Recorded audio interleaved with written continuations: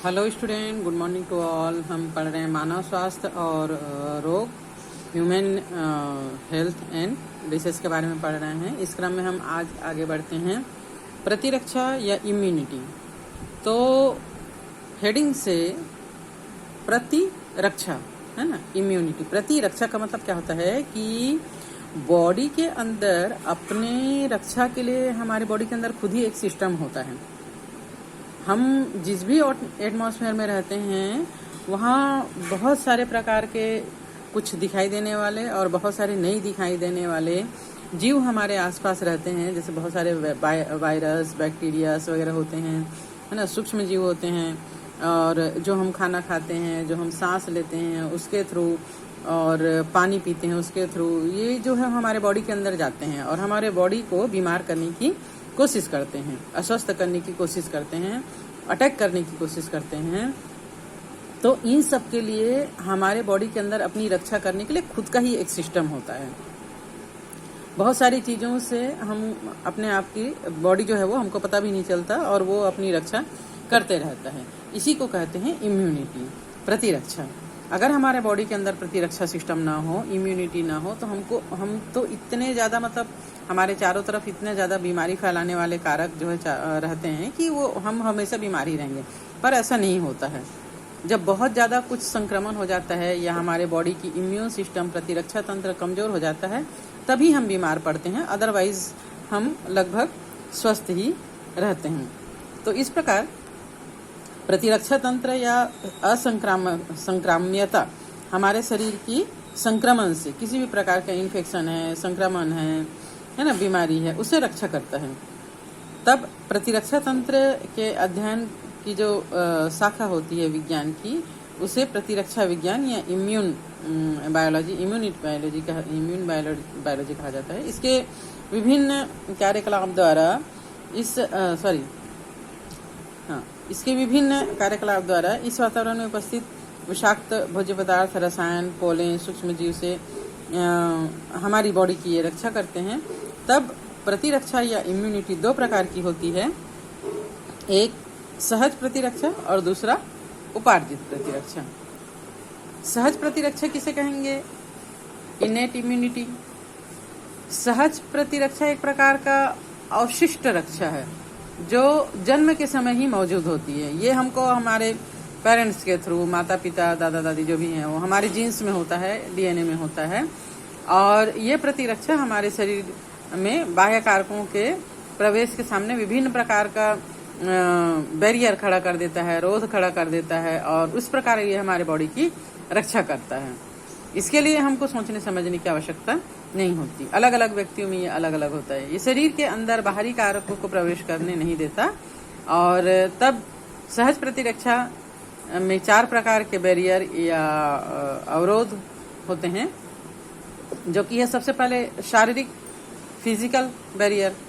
हमारे शरीर पर त्वचा है ना, हमारे शरीर में चारों तरफ जो त्वचा है वो हमारी सुरक्षा करता है। बाहर के जितने भी हैं, धूप, ताप, गर्मी, धूल, सूक्ष्म जीव, इन सभी से हमारी रक्षा करता है।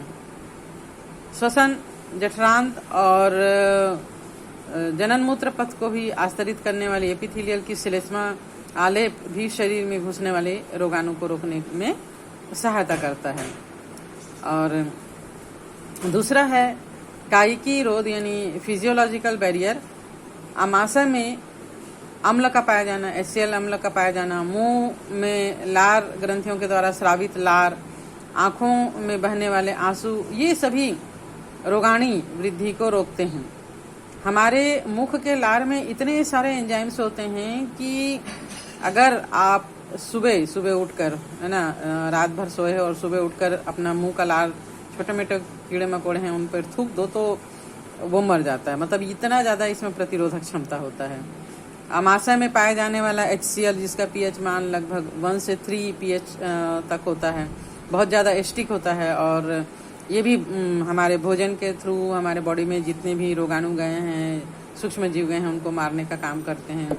आँखों के आंसू में बहुत सारे प्रकार के एंजाइम्स पाए जाते हैं। तो ये रोग फैलाने वाले जितने भी कारक होते हैं उसको रोकने का काम करते हैं।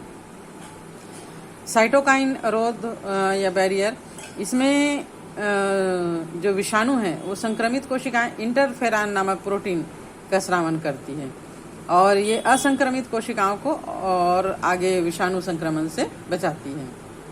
कोशिकीय रोध या सेलुलर बैरियर, ये हमारे शरीर के रक्त में है ना, हमको मालूम है कि हमारे ब्लड में WBC होता है जो विभिन्न आकार प्रकार के होते हैं, विभिन्न प्रकार के कार्य को करने के लिए ये होते हैं।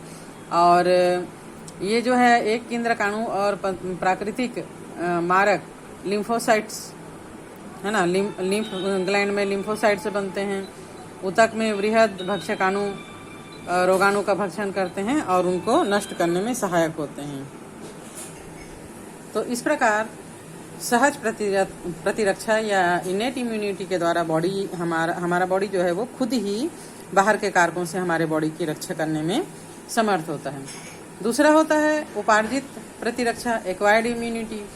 इस प्रकार के असंक्राम्यता विशेष प्रकार के सूक्ष्म जीव को पहचान सकता है और ये केवल कॉर्डेट्स एनिमल्स में ही पाया जाता है। जो कशेरुकी जंतु हैं, कॉर्डेट एनिमल्स हैं, वर्टिब्रेट्स हैं, उन्हीं में ये पाया जाता है। इसमें 2 प्रकार की कोशिकाएं भाग लेती है।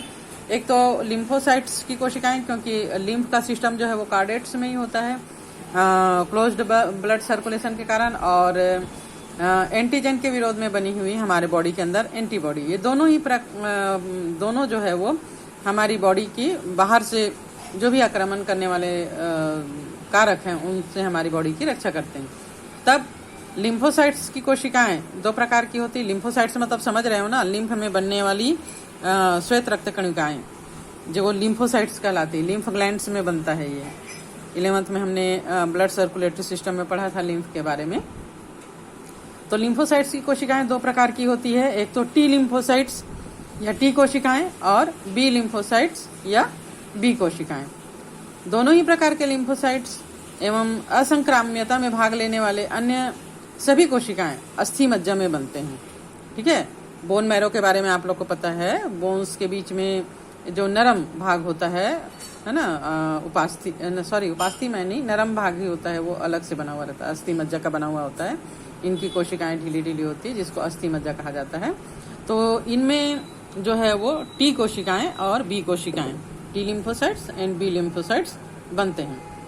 कोशिकाओं के बनने की इस प्रक्रिया को हीमेटोपोएसिस कहा जाता है।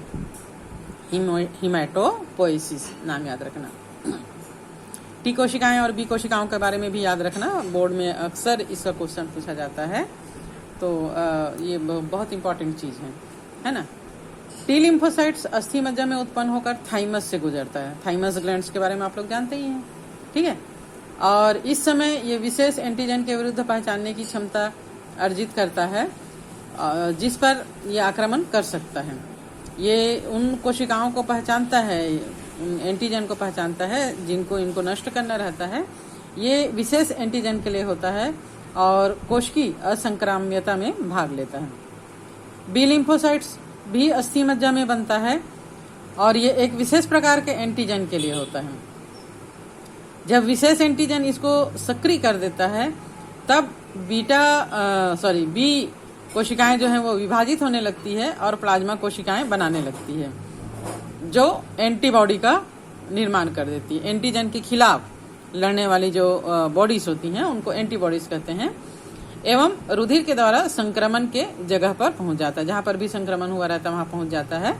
और बीटा कोशिकाएं ह्यूमेरल असंक्राम्यता से संबंध है, इसे एंटीबॉडी असंक्राम्यता भी कहते हैं। हमारे बॉडी के अंदर जितने भी एंटीजन प्रवेश करते हैं उनको मारने के लिए, नष्ट करने के लिए ये होते हैं।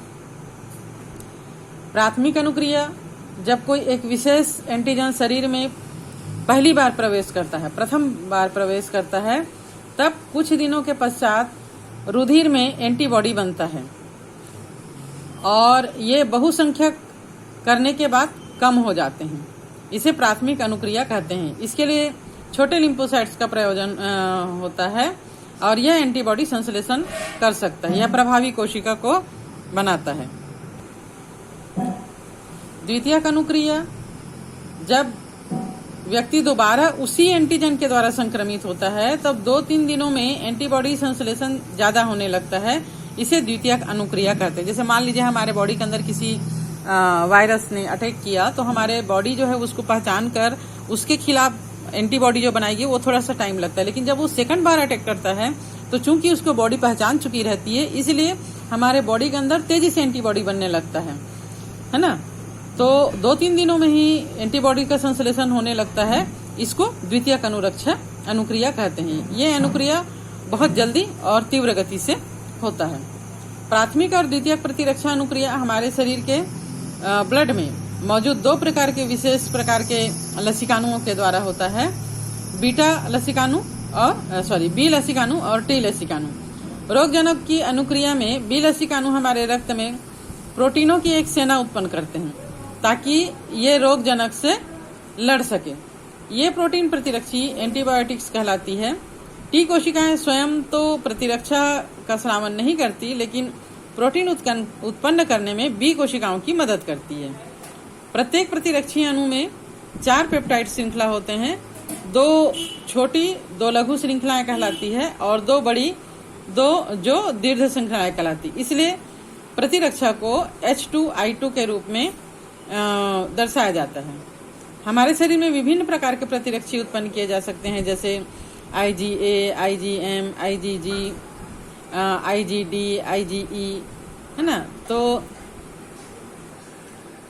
यहाँ पर एक प्रतिरक्षी का आरेख दिया गया है जिसमें प्रतिबंधन स्थल, प्रतिजन बंधक स्थल है। प्रतिजन यानी एंटीजन को ये बांध लेता है ना। एक लघु श्रृंखला है और ये भी बंधक स्थल है। यहाँ पर एक दीर्घ श्रृंखला का निर्माण होता है। प्रतिरक्षी अणु की संरचना का यहाँ पर एक रफ डायग्राम दिया गया है। ये जो प्रतिरक्षी है हमारे ब्लड में पाया जाता है, इसलिए इनको तरल प्रतिरक्षा अनुक्रिया कहा जाता है। ये 2 प्रकार के प्रतिरक्षी माध्यमिक उपार्जित प्रतिरक्षा अनुक्रियाओं में से एक होता है। दूसरे प्रकार की, अभी हमने 2 प्रकार की प्रतिरक्षा अनुक्रिया पढ़ा, इसमें दूसरे प्रकार की अनुक्रिया कोशिका माध्यिक प्रतिरक्षा अनुक्रिया कहलाती है। टी लसिकानु कोशिका माध्यिक प्रतिरक्षा का माध्यम बनते हैं। जब कभी भी हमारे हार्ट, नेत्र, आंख, आइस, किडनी, लीवर जैसे बॉडी का जो पार्ट होता है, इसमें ये बॉडी जब हम प्रॉपर रूप से काम नहीं करते हैं तो एकमात्र उपचार इसका प्रतिरोपण ही होता है ना। थोड़ा बहुत अगर बॉडी के बाहर से जो भी एंटीजन अटैक करते हैं तो उसके लिए तो एंटीबॉडी बन जाता है, हमारी शरीर जो है वो रक्षा कर लेता है। लेकिन अगर हमारे बॉडी का मुख्य पार्ट ही किसी तरीके से कार्य न करे, जैसे किडनी खराब हो जाए, लीवर या हार्ट, तो इसके लिए एकमात्र उपाय है कि बाहर से यानी दूसरे व्यक्ति के इन पार्ट को बॉडी में प्रतिरोपित किया जाए, जिससे रोगी सामान्य जीवन जी सके। किसी उपयुक्त दाता की तलाश तब शुरू होती है जब किसी भी स्रोत, पशु, अन्य प्राइमेट या किसी भी मानव का जो ग्राफ्ट होता है, इसमें इस प्रकार की क्रिया में किसी का भी ग्राफ्ट नहीं लगाया जा सकता, क्योंकि हमारी बॉडी जो है वो इसको एंटीजन समझ के या बाहर का कारक समझ के नकार देता है ना। तो जो हमारे बॉडी के लिए सूटेबल है वही लगाया जाता है। कोई भी निरोप की जगह पर प्रतिरोप लेने से पहले टिश्यूज का मिलान करना पड़ता है, ब्लड का मिलान करना पड़ता है, और इसके बाद भी रोगी को अपने शेष जीवन पर प्रतिरक्षा निरोधक माने एंटीबॉडीज लेने पड़ते हैं। अदरवाइज हमारा बॉडी इसको एक्सेप्ट नहीं करेगा और यहाँ पर फायदा होने के बदले हमको नुकसान हो जाएगा। शरीर स्वयं और पर यानी दूसरों में भेद करने में सक्षम होता है, और कोशिका माध्यिक प्रतिरक्षा अनुक्रिया इस जो भी प्रत्यारोपण किया गया है उसको अस्वीकृत करने के लिए उत्तरदायी होता है। तो ये उसको जो है वो रिजेक्ट कर सकता है हमारा बॉडी, है ना। तो आगे का जो चैप्टर है वो हम नेक्स्ट डे पढ़ेंगे।